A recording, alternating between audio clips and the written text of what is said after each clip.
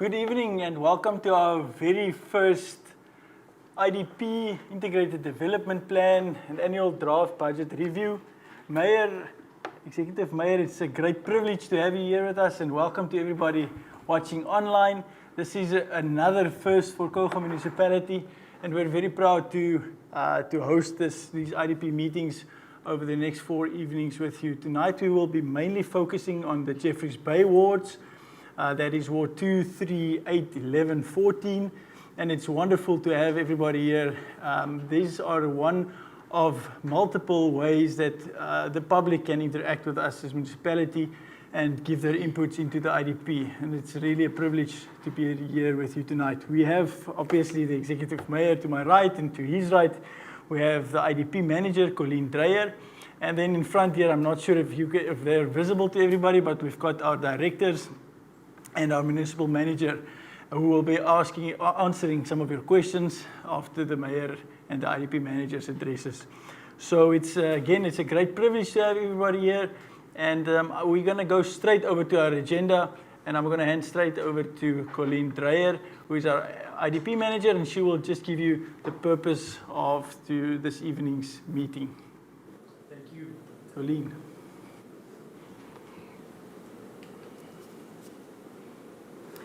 Thank you, Speaker. The IDP is a government-initiated process that municipalities follow in preparation of their 5-year strategic plans for developments. It is an instrument that provides guidance on the budgeting and decision-making processes of municipalities. It can also be seen as an umbrella plan for a specific municipality and the areas falling within the municipal borders. It coordinates the decision-making and budgeting of the municipality in the improvement of the quality of life for the community of a particular ward. An efficient IDP makes provision for social and economic development for an entire area within the municipality. The IDP as such provides for the overall framework for land use management, infrastructure development, and the protection of the environment.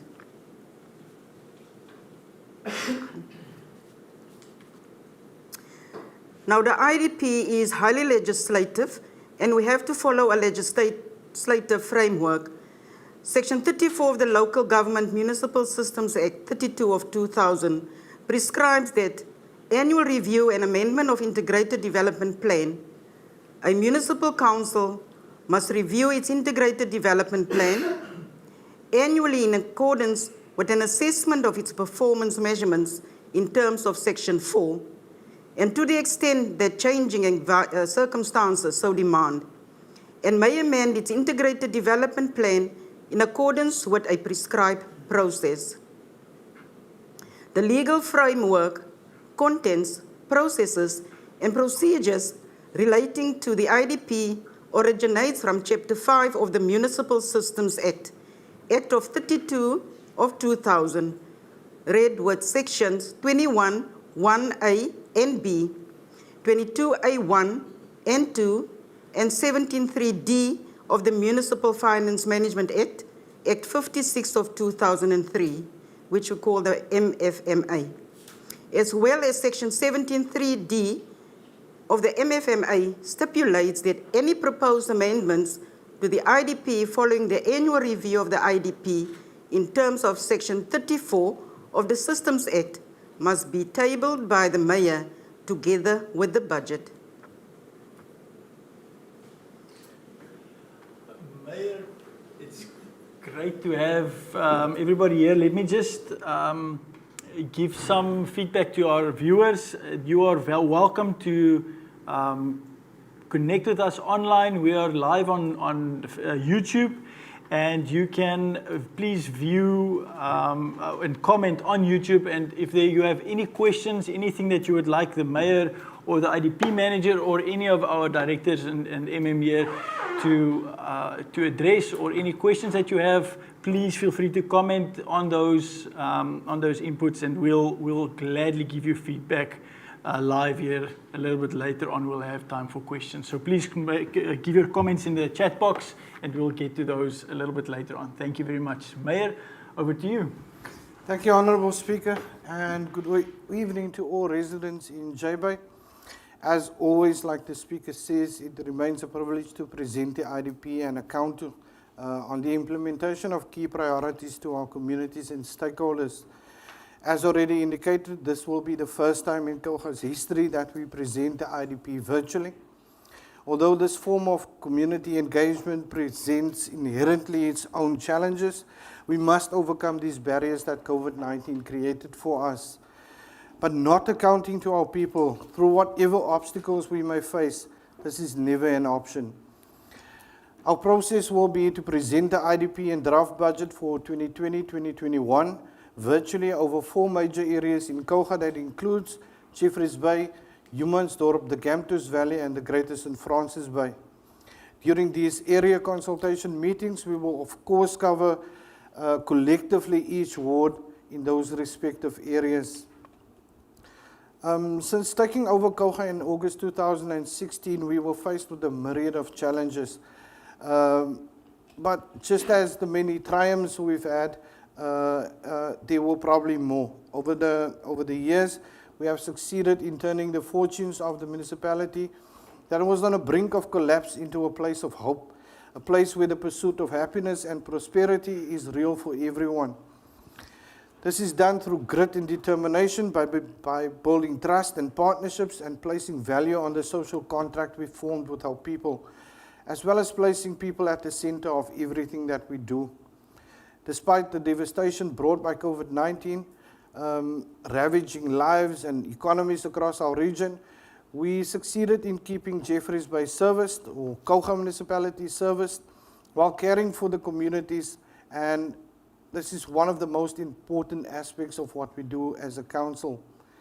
Some of the major projects completed over the last 4 years include the drilling of boreholes in Jeffreys Bay, the viable boreholes that were connected to our water supply, is a great step forward in securing water in our area. Furthermore, the Jeffreys Bay water treatment plant is upgraded at a cost of about 35 million rand to cater for additional boil water. 30 extra chemical toilets were put in Ocean View as part of our collective efforts to combat COVID-19, while water tanks were installed at all of Ocean View's informal areas to make it easier for residents to access water. The resealing and upgrade of roads, which provide access to livelihoods and support our local economic development, are also an ongoing priority and on top of our list. 28,000 households along Griffith Mkenge Street in Ocean View were powered up in October 2020, while a total of 193 sites were electrified at Nortenrand. The substation at Ocean View is also nearing completion. The municipality has provided 172 Pelserus families with brand new RDP houses, while 110 title deeds were handed out to residents in that area. Jeffreys Bay is furthermore set to boast affordable social renting opportunities, creating 300 temporary jobs and 20 permanent job opportunities. An innovative, sustainable urban food initiative was launched, which will see 30 illegal dumping sites being turned into gardens of hope. One such garden is in Pelserus, providing organic vegetables. Funded through the War Development Fund, several play parks were also built across Jeffreys Bay. Not stopping there, the ablution facilities at Pelserus Beach were upgraded, as well as the Pelserus Hall and Tokyo Sigwale Sports Field. The Jeffreys Bay Caravan Park received a new lease of life, while the park at Kabeljous and the ablution facilities at Ashton Bay were also upgraded. Sea Place Cemetery was painted and the burglar bars and alarm system was installed, while BB Keat Cemetery ablution facility was also upgraded.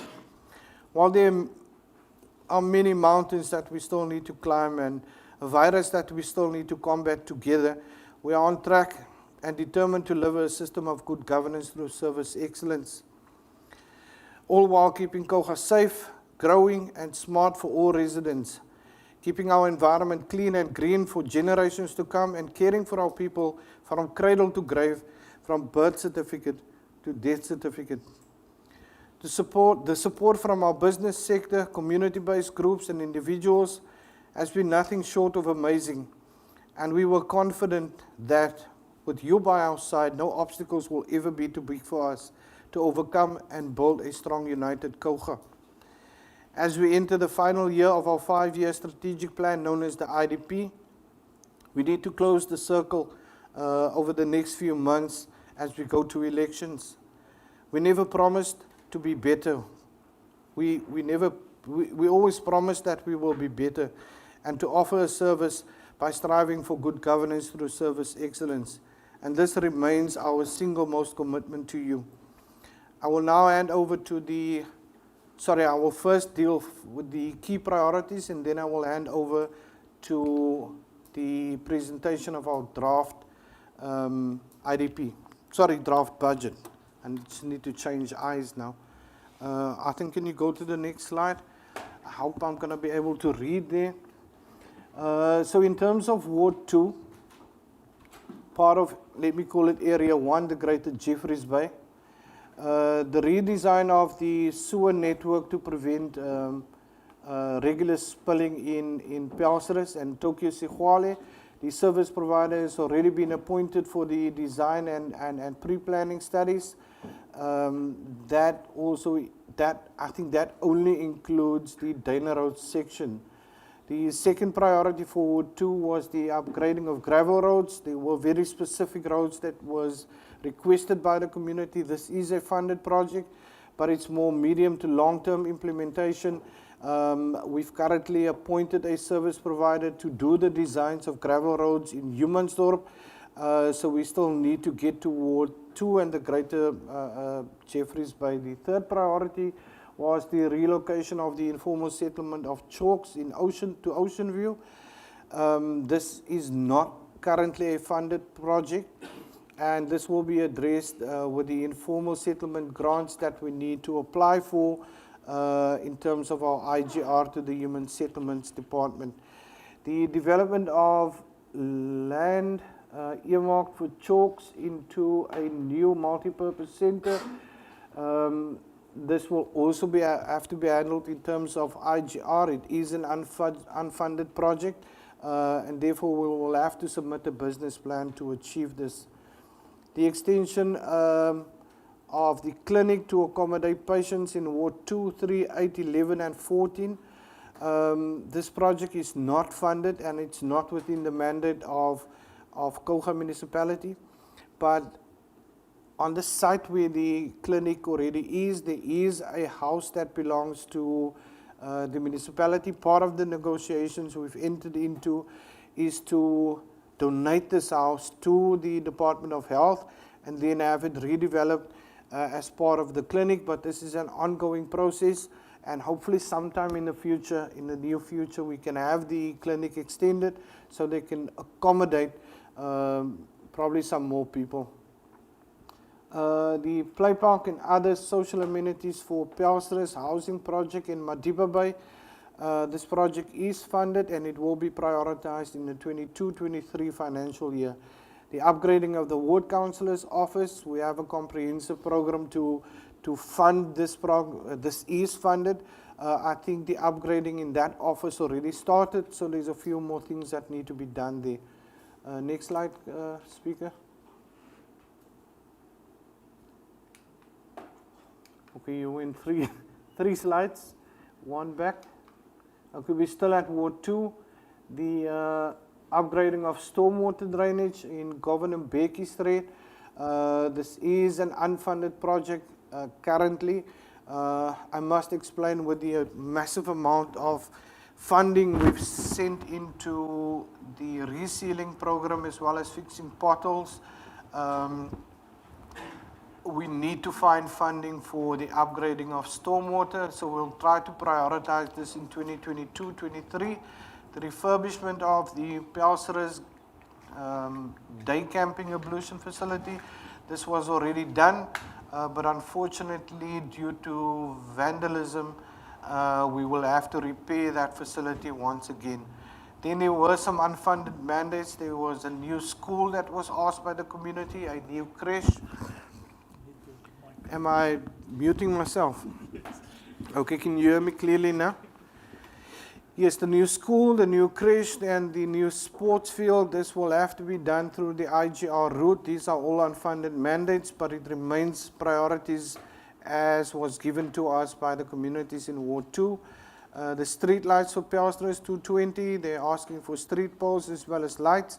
I think since the project was handed over, we did install there's a few spotlights, so there is lighting in that area. The demand for actual street poles, that will have to be funded first, but the director is here. We will have to prioritize that in the next financial year.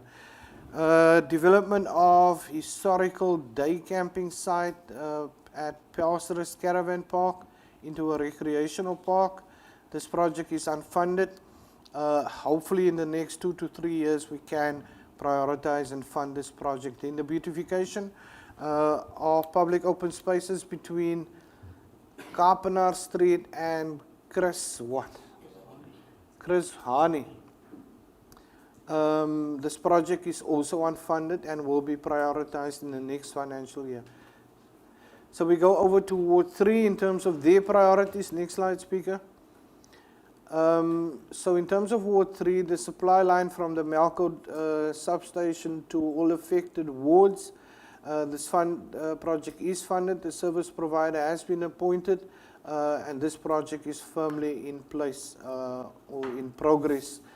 To replace the water pipeline along Mimosa Street, this project is also funded, the service provider has been appointed for design and pre-planning studies only. The concrete curbing along the streets were not specified. This project currently is also held back due to our comprehensive program on resealing and pothole fixing.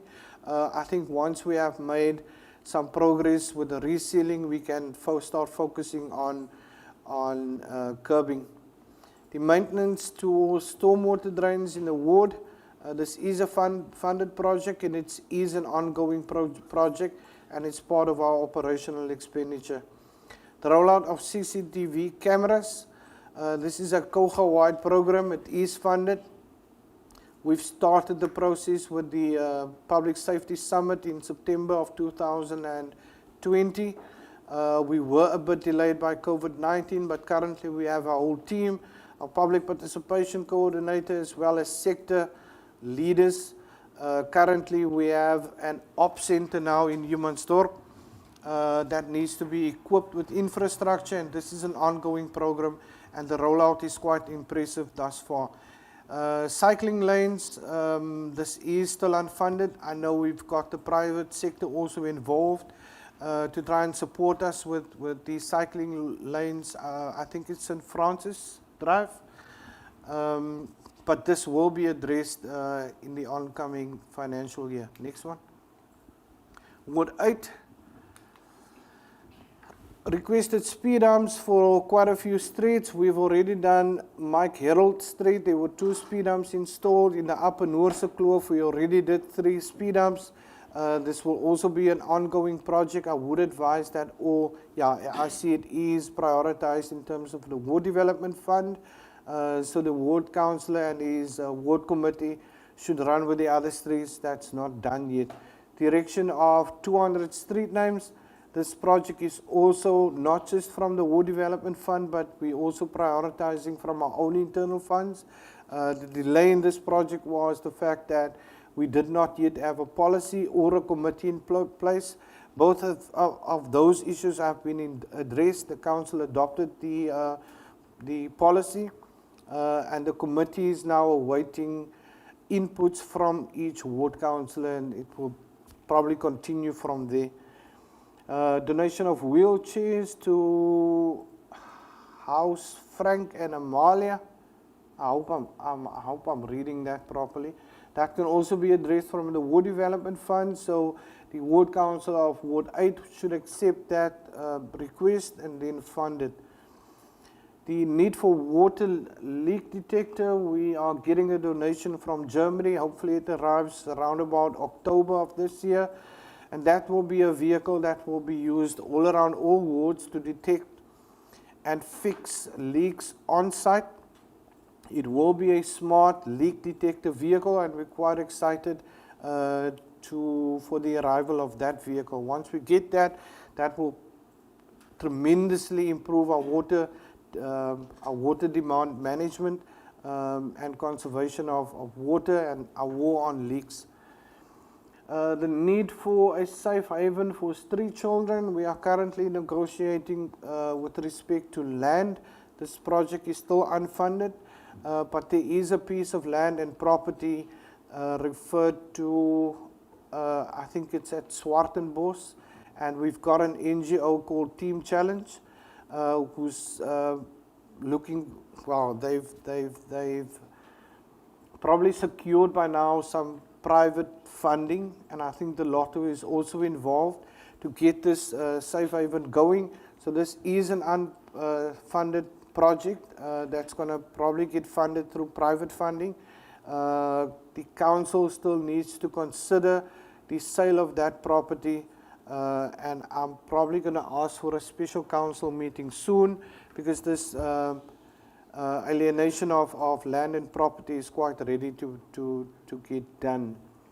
The parking bays at Checkers, this is not our mandate, this is a private business. As I speak, I think the disabled bays are in place, and this is probably a key priority that should be removed from this ward list. The speed up of building plans, I think my MM can say more about that, but I'm gonna speak under correction. I think we've done for the last financial year about 1,700 building plans. I'm not sure, MM. But yes, we've quite improved with the online system that we've got that allows you to submit your building plans from the comfort of your house. You can also track it on the Avio system. And we're probably the only municipality in the Eastern Cape that can have building plans submitted online. So yeah, the improvement is constant, but we're still not where we need to be. Next slide, speaker. Ward 11, that's my speaker's ward. I think at this moment I should hand over to him. The upgrade of the sewer line in Lamere to Coral Street, the service provider has already been appointed and is busy with designs and pre-planning. This project is funded and ongoing. The upgrade of the CBD that was driven actually by my speaker, this project is funded. The consultations with stakeholders has already been done, and the precinct plan is currently being finalized and will be sent to council soon. The installation of walkways and benches and lights at Dolphin Street, this project is funded. The walkways are funded, and the benches were already procured and probably still needs to be installed.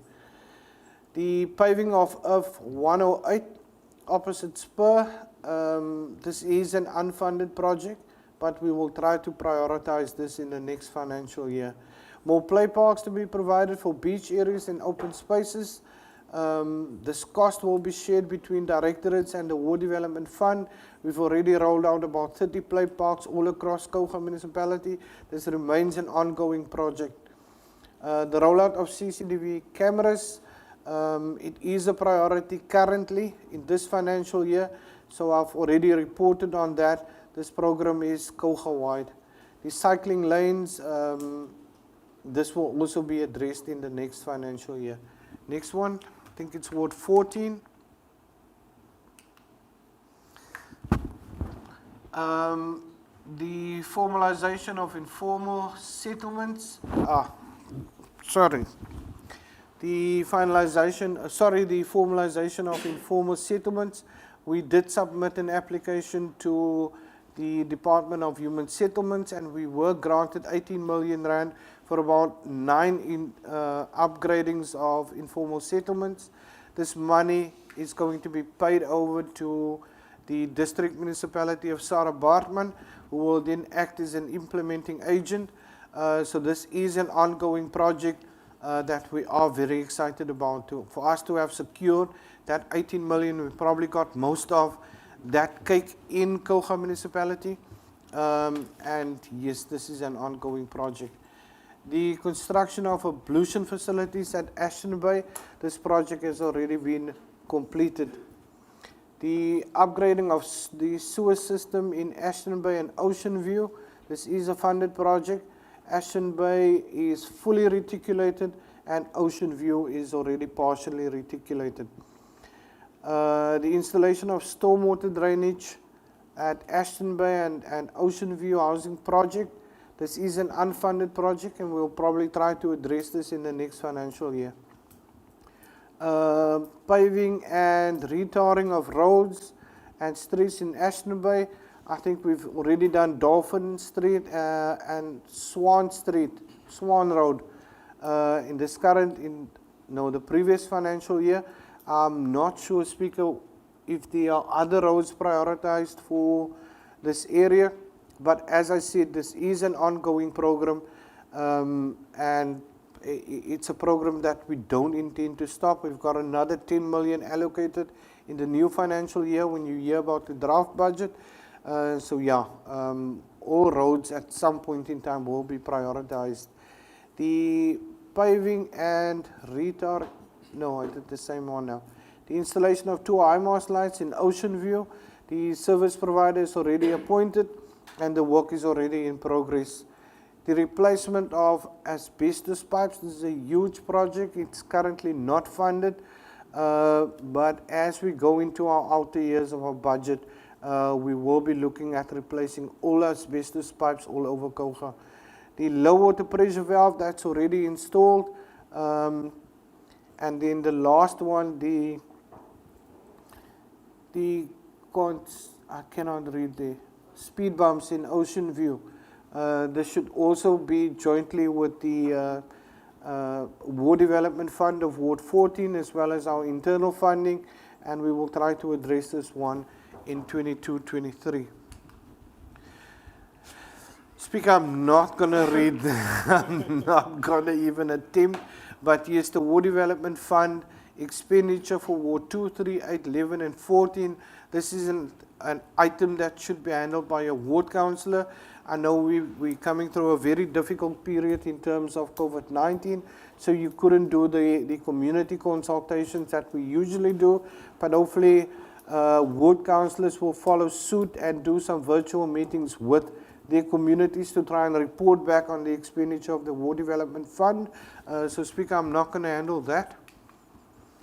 Okay, at this point in time, I've went through 5 wards in terms of the key priorities and how the municipality has performed against those priorities. So some of them we've completed successfully, some of them they are already ongoing and in progress, and then some will have to be placed in the outer year. So, Honourable Speaker, I will go over to the presentation of the draft budget for 21-22, and then we can go for comments and questions. So I'm going to hand over to Shane to my right. Shane, I think next slide. And next slide. Right. Shane, over to you. Thank you very much, Mayor. I've got the privilege of presenting the budget for the 2021-2022 draft budget. With doing the budget, there are challenges that we actually anticipate year on year. These are the following and not limited to: maintaining an acceptable employee-related cost ratio, increased costs associated with bulk electricity purchases, which are directly affected by the increase that we are in electricity tariff as a result of the increased costs put onto us by Eskom, allocation of the required budget for the rehabilitation of and maintenance of infrastructure, as well as maintaining electricity and water losses at acceptable levels. We also have to ensure that we maintain the revenue collection rates, as well as maintaining an acceptable cost coverage ratio. Moving on to our principles. Principles applied when doing throughout our budgeting processes, we have to ensure that the priorities and targets relating to key strategic focus areas, as outlined by the IDP, are focused on and reflect as such in our budget. We have to ensure that the level of property rates and tariff increases to take into account that the need to address maintenance of the long-awaiting backlogs of maintenance on infrastructure. As well, we have to ensure that levels of the property rates and tariff increases to ensure municipal services on the financially sustainable basis. We also need to apply the principle that we need to enhance the municipality's revenue base. Also, it is to be noted that no loan funding is available to support capital projects in view of financial affordability considerations. Just to highlight a few, making up the 965 million rand total revenue, just to show you that property rates, or the greater portions making up the 965 million rand, we have our property rates at 218 million rand, an increase of 5.2%. We have as well our service charges consisting of electricity, water, sanitation. Electricity for the 2021 year, we have at 334 million rand, an increase from last year of 14%, 14.59%. We have our water from a 83 million rand to a 89,581 million rand, which is obviously reflecting our 7% in water tariff. We also have our service charge for sanitation, which increases at 6.5% from 55 million to 58 million rand. We also have transfers and subsidies, which the greater portion being our grants and subsidies, which we have been allocated by Treasury, coming from 166 million rand, decreasing by 8% to 152 million rand. Next slide, please. Just a visual representation of our revenue by source. It can be seen that our greatest, or making up the greater portion of the revenue source, being electricity revenue, followed by property rates at 22%. Then we have our transfers and subsidies making up 15% of our revenue, and followed by water at 9%, and refuse at, I think that is roughly at a 6%. Yeah, and then we have our smaller categories being rental of facilities and all of that. Right. Then we have our expenditure, making up the 1 billion rand, a little slight increase of 3.5% increase of our total expenditure from the previous year, or for the current year actually. Making up the greater chunks are your employee-related costs of 378 million rand, an increase of 8.5%, depreciation which is a non-cash item, sitting at 91 million rand, a 3% increase from the current year. Then we have a projected contracted service at 78 million rand, a decrease of 16%. Thank you. Next slide. Again, just a graphical representation of our expenditure by type. As can be seen, our bulk purchases at 26%, employee-related at 35%, and then we have our non-cash item being depreciation at 8.5%. Okay, for the forecasted or budgeted tariffs for the 3 respective years for 2021, 22, 22, 23, and 23, 24, we have our property rates at 5.25%, water in conjunction with the projected water account from the metro at 7.1% increase. Then we have the sanitation at 6.5, refuse at 6.5, electricity at 14.59%, obviously corresponding to that of the increase imposed by Eskom, and then environmental management fees at a 0% increase. Thank you. In terms of our cash flow statement, we have our cash and cash equivalents for the 2021 year at 90 million rand, receipts at 951 million rand, payments 996 million rand, giving us a net decrease of 44,723 million rand, and leaving us with a cash and cash equivalents at the end of the period for 45 million rand. All right, cash back reserves.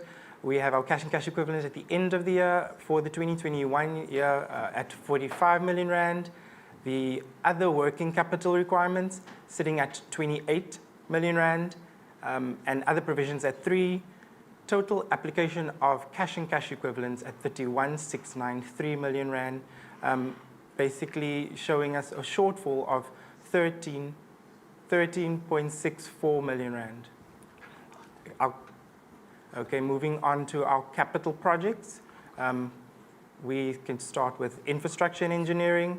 We have our total infrastructure and engineering projects totaling 36 million rand, making the greater chunks making up this 36 million rand would be our MEG projects, sitting at 60 million rand for the upgrade sanitation system of Old Hankie.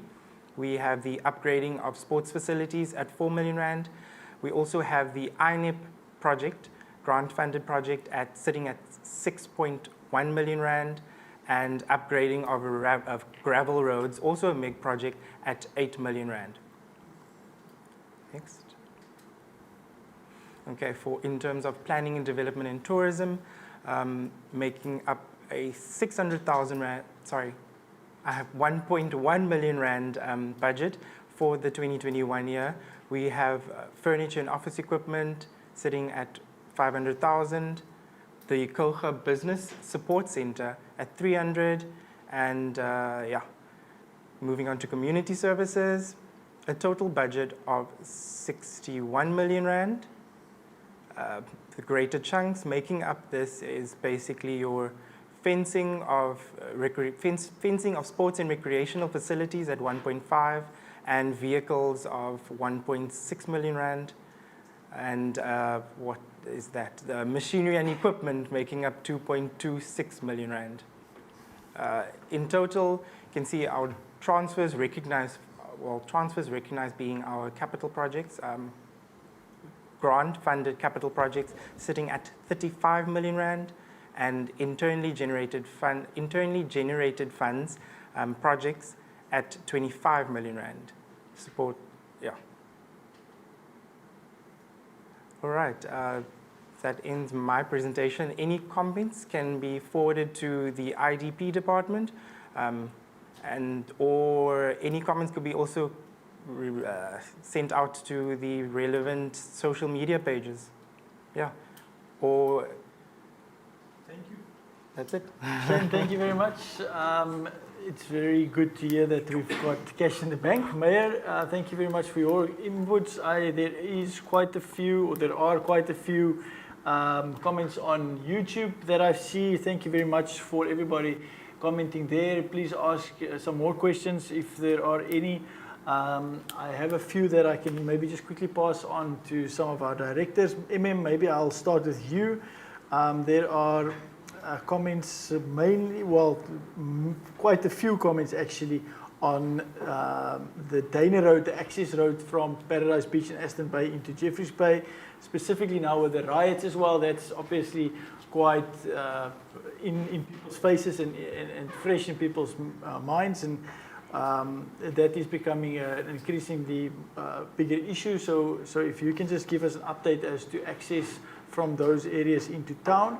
Then while you are getting the mic, maybe I can just inform our residents. Also, there's a question about CCTV cameras and general security, specifically on the question specifically for the beach, on the beachfront. But security in general is a massive priority for us, and Councillor Benson is driving that from the Community Services Department, and they are working hard to not only put cameras up, but to get a proper operations center where security can be monitored and cameras can be monitored and tracked and traced, and we're really getting a lot of good input from different sources in creating a Kouga safety plan, and the mayor is driving that from his office and with Councillor Benson, and something that we are really looking forward to implementing and making sure that we have a safe community as Kouga Municipality. If I can hand over to you to just address the issue on the access road from Paradise Beach in Aston Bay. Yes, thank you, Speaker. The Dana Road extension connected towards Aston Bay is only one of the projects to solve the transport problems going forward. The Dana Road is also important in the sense that it's going to lock a piece of land available for further housing development, perhaps flips or social housing. So it's strategically a quite important road, not only dealing with transport problems out of a transport point of view, but also in future development of additional housing opportunities for people in that area. Other developments have come to the table at this stage that are lying for consideration at the Town Planning Department, that will also see the extension of the Arpies Dry Road going right up past the municipal sewer ponds and connecting up then also there where Jeffreys Bay High School, Comprehensive High School comes in. So there are a lot of things falling into place. So we'll see a lot of development taking place over the next medium term, over the next 5 years, which will also then ease those transport restrictions problems that we are having at the moment. The Dolphin Road is only one small part of that plan. There are other roads that will be coming to implementation stage over the next couple of years. Thank you, One other question that we have here is also the widening of St. Francis Road, which is a provincial road. As I'm not sure if you will know this, but most of you are aware, or most residents are aware, that both the Gama Road as well as St. Francis Street coming into Jeffreys Bay are provincial roads. So that is unfortunately why you are seeing no resealing happening on those two roads, because it's not our road. It's a road that belongs to the province, and one that gives us a lot of frustration because both of those roads streets are in terrible condition, and we do patchwork here and there to make sure that it's maintained and still somewhat drivable.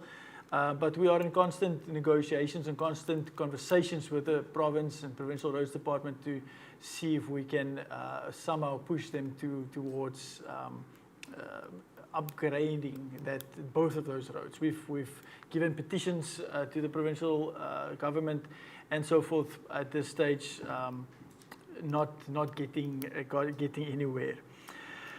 I see there's one more question from Gerard. Thank you also to Colin and Hester and Sharon, who's all asking for community meetings. Looks like most viewers at this stage are from Paradise Beach, Aston Bay area, which is wonderful to see. It's great to see people that we're able, Mayor, to reach people that we wouldn't necessarily reach in our town hall meetings, and that's great to see. Can I just also remind our viewers and communities that you are very welcome, and please make sure that you make contact with our IDP department if you have any inputs or anything that you would like to add to the IDP or think that's unnecessary or that you would like to address further, or any other questions or queries. Please forward those to us at idp@kouga.gov.za, and we will make sure that your matters either gets onto the IDP or that it is addressed in some other way. I just want to read one or two more questions here. There's quite a bit of information coming through from Gerard Forshire, which is great. The safety on our road between Aston Bay and Ocean View. We've talked about that. I think the has addressed that. There's some questions regarding sector plans needs to be developed during the IDP period. Long-term financial plan. I think we've addressed that. Animal management in Kouga should be considered. The SPCA, how's the SPCA's future requirements be tabled, as Kouga Municipality and office indicated before that provision is being made to relocate the SPCA society. Maybe you can just comment on the SPCA issue, the matter that obviously the physical space that they're in currently is not conducive to an animal sanctuary, or if I can call it a sanctuary, and just plans and discussions that you've had with the SPCA. Can I ask you to just comment on that, please? Yes, Speaker, the current SPCA is located in a municipal owned building, and obviously the relocation of that SPCA facility there, as we move on and as the pressure on housing becomes a problem there, is becoming a crucial matter, and it's something we need to address going forward now. We have had a look at possible sites, and there are, the Town Planning Department have identified possible areas where we can move that facility. Obviously, finding a site is only one part of the problem. That's probably the easiest to solve. The rest comes when we need to, together with the SPCA, and they can't just rely on municipal funds here. They will have to budget on their own and make provision for it, that we move whatever from all those kennels that we can save to that area. But obviously there needs to be an office building, there needs to be a supervisor's house constructed on the site, and so on. So those things need to come in plan. But we have identified possible sites which we can present to council for that purposes, and there are many ways to structure such a deal. We could always maintain it that it remains municipal property and we just lease it out to SPCA to do that, or we can transfer the site to them, see whether we can make available. I think the ownership of the site is not that the bigger issue. Is the SPCA will have to get some funds and build up some funds and reserves for that transfer that when it needs to take place. And you're going to need a couple of R100,000 for that. As I mentioned, there needs to be a couple of buildings on there. That you need to have a supervisor, there's got to be fenced, the kennel's got to be safe. So we from the municipality side will try to assist where possible. And as I say, I think that's the way forward. And I think SPCA must take it up in their planning for the coming years, that we get to work with that. But as I said, that is SPCA's responsibility to do that. We from municipality will make sure that it can happen, and we will then try to identify the site. Can I also, just while you have the mic, the question around the extension or an access road, future access road again to Aston Bay and Paradise Beach, in terms of time frames. The specific question, maybe I framed it wrongly, I apologize for that, but the specific question was in terms of time frame. Do we have a time frame at this stage yet for the extension of Dana Road, either that or any other access road to Aston Bay and Paradise Beach? Okay, we have been working hard with the legal agreements, and the consultants have been appointed that is busy with the EIA application, the signing of the contract with the landowner where he donates the land to the municipality. Those things have all been nearly finalized as far as that is concerned. So the planning process of the road and the EIA, the consultants have been appointed, they are working on that. So it will depend how long it takes to get that EIA approved, but I'm hoping for within the next 6 to 8 months that those documents will be approved, and then the construction of the road can actually start. The construction of the road itself, physical construction, is relatively quick. It's about just over 1 kilometer, and will probably take not longer than 3 months to do that. The big time frame delay in these things is because it's sensitive land there.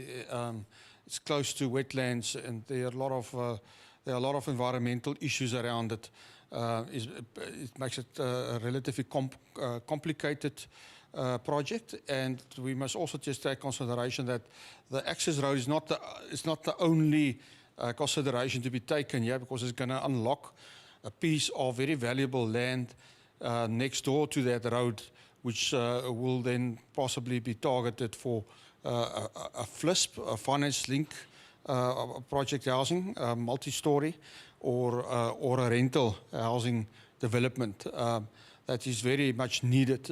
There's a misconception that we have unlimited land for housing in Jeffreys Bay, and that's not the case. Not much land is suitable for housing because of geological and other factors. To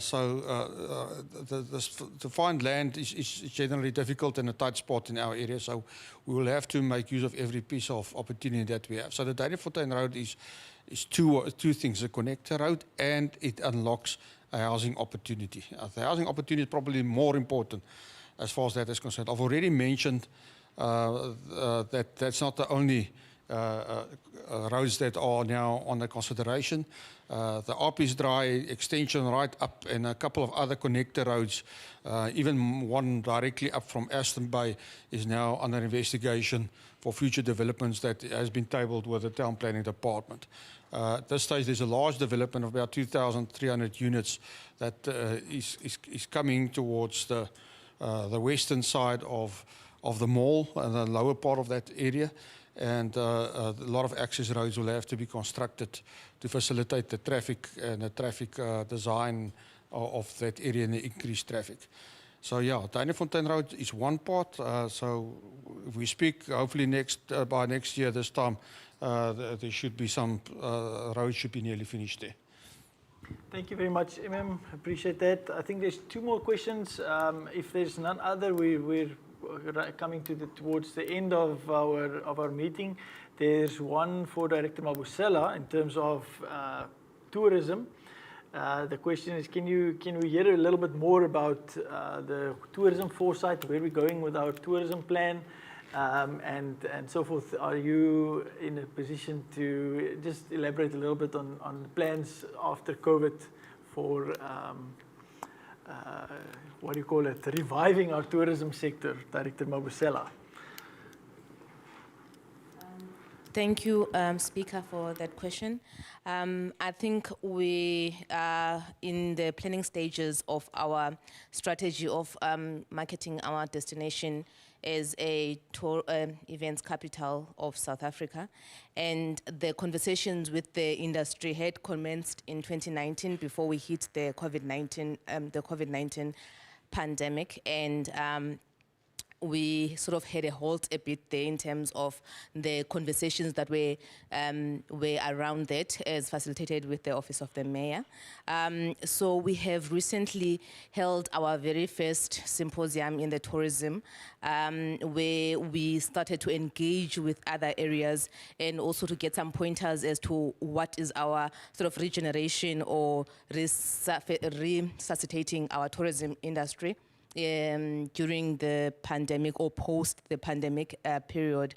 And we are now finalizing our reports around that, and we had such a great engagement with various stakeholders there, and we almost have sort of pointers as to what we need to look at in terms of our destination marketing. Some of the very interesting things that came out of that symposium were the issues of cross-border destination marketing, where we had conversations with Westgrow, the Western Cape Tourism Agency, and there is a model that they're already working on, which we want to sort of take that blueprint and pilot it in the Eastern Cape, obviously with Kouga and the garden route, the development of the garden route area.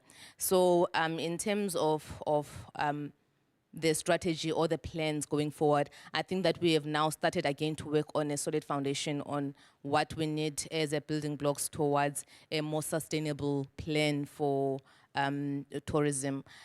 We are now currently working on those plans, Speaker, and I think maybe we would be saying this time next year we would have made and finalized the agreements that we need to put in place with different stakeholders for implementation of a solid plan. Thank you very much, Director. There's one last question, Mayor. I'm going to give this one to you. It's an interesting one. There are one or two others that will comment on online. I think that's easy to just answer online, and we'll address them in the next few minutes, just in the chat box. Thank you very much also to all of those who's giving encouraging messages. It's great to hear from you. Thanks for the people for speaking about the FISP housing that we're excited about, and people commenting on our roads that's looking better, and so forth. It's really encouraging to hear all of this, and thank you so much. It's encouraging that people see it, see the work or the effort that we're putting in. Mayor, the last question that I think, if there's nothing, I don't think there's anything else at this stage, is regarding our relationship with SAPS. That now, in terms of the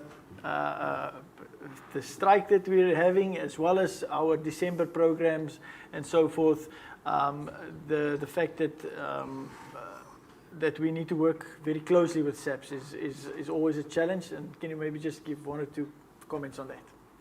Thank you, Honourable Speaker. Leave the difficult question for last. I think let me be very honest and very frank. Our relationship with SAPS has been from professional to cordial to very constrained at some times. So as we went through COVID-19 and the various lockdown periods, SAPS was quite involved in the Joint Operations Committee, especially during the very hard lockdown of level 5 and 4. And I think as sector departments, we both realized the importance of working together towards getting towards a more safer Kouga. So yeah, we usually have SAPS involved over our summer period. I think we have morning meetings since our season opens until the end of the season, and we always have SAPS involved in those morning jog meetings. So yes, Speaker, I would say there is a professional relationship, but sometimes, especially when it came to who was supposed to enforce the regulations of COVID-19, there was a lot of confusion as to who's supposed to do what. I think the whole country went through a very confusing period with different regulations coming through at various times. I think the most disappointing was the recent strike action, where SAPS was either not visible or were just accompanying the striking workers. I think they could have done more. At some point in time, we were concerned to the point we had to report the matter to the provincial commissioner. I think SAPS, the answer that came from them was that the situation is too volatile and that the public order police should be handling that. The actions of the public order police was also not exemplary. We basically almost had to threaten them to act. I think they sent a very small contingent here to deal with about 100 or 150 workers. But eventually the issue was resolved. The strike is not yet finished, and we would like to call upon SAPS, especially when it comes to COVID-19 regulations in terms of strikers not social distancing, not wearing masks, and the fact that they are sometimes over the amount in terms of gathering and Section 9 of the Gathering Act that needs to be enforced. So, Chairperson, I would say, Speaker, yes, sometimes very good relationships and other times very constrained. Thank you very much, Mayor. There's one more question, or a few more comments, and we'll comment on those questions in the chat box, which you'll see.